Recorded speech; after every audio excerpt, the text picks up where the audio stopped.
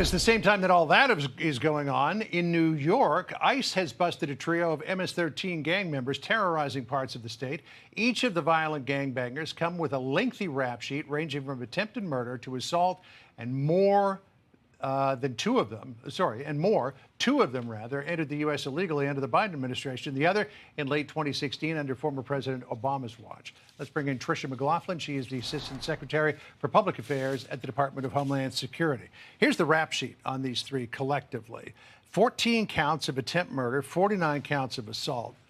These are bad dudes. And yet these are the ones that, not maybe these three in particular, but it's the group of individuals the Democrats keep seemingly defending. No, it's crazy. These are the individuals that we are going after. When we say we're going after the worst of the worst, John, that's not a talking point. That's the fact. 70% of those illegal aliens who have been in this country who we've arrested either have prior criminal convictions or pending criminal charges. But that's just the tip of the iceberg, because that doesn't even include those who are wanted for crimes in other countries, such as murder. That doesn't include Interpol notices. That doesn't include gang members, known or suspected terrorists, human rights abusers. So this is the perfect example of who we're going after.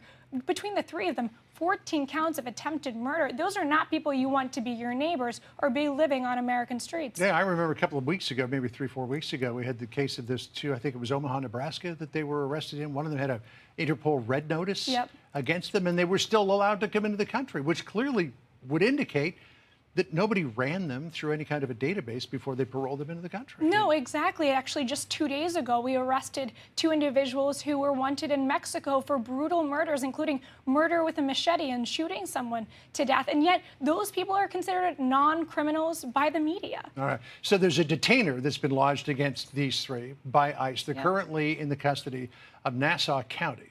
Nassau County is a Republican county, Republican-administered county. How do you expect the handover will go when they're eventually released to ICE custody? They will face justice for their crimes. No, but is this going to be, we're going to let them out on the street? Oh, of course. And you have got to run in, or will this be an actual handover? This will be an actual handover. We expect that they will honor the detainer, and we will arrest and deport them, and they will go back to their home country to serve justice there. Yeah, I want to talk about recruitment in ICE, because this is a real success story. But to get into that, I want to play a little soundbite from Delia Ramirez, who, of course, was the one who said in recent days that she's a proud Guatemalan first before she's an American member of Congress. This is what she said about ICE. Listen here.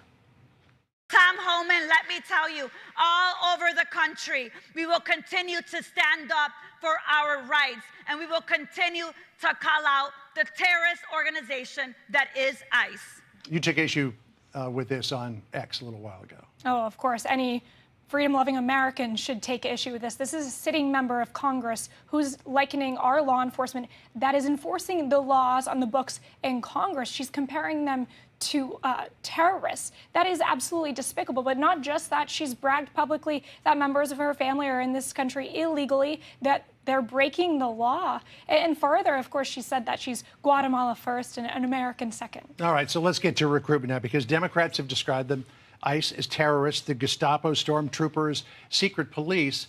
They had 100,000 people in the last couple of weeks applied to become ICE agents. Now, you are offering some pretty interesting incentives: $50,000 max signing bonus, student loan repayment and forgiveness options up to $60,000, enhanced retirement benefits. But a lot of people want to come work for you. Absolutely. I think Americans see through the media charade. They know that we are truly going after the worst of the worst. They see what's going on in their communities, that there's criminal illegal aliens who walk with impunity, walk free for 4 years, and not anymore under President Trump and Secretary Noem. So they're going to join .ice.gov, and they're going to help us clean up America's streets. So is Superman really going to become an ICE agent? Dean Cain, yes, he will be joining ICE as an honorary officer, and we're so grateful for his efforts. He's always stood with our law enforcement and continues to do so today. He's a good man. All right. Thanks, Tricia. Great to see you. Thank you, John. If I don't see you before the wedding, congratulations. 10 days, yes. Hey, Sean Hannity here. Hey, click here to subscribe to Fox News YouTube page and catch our hottest interviews and most compelling analysis. You will not get it anywhere else.